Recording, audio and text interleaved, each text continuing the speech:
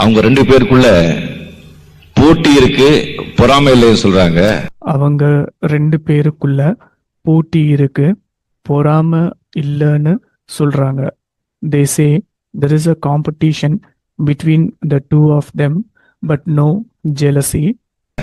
அவங்க கிட்ட போட்டியும் கிடையாது, பொறாமையும் கிடையாது.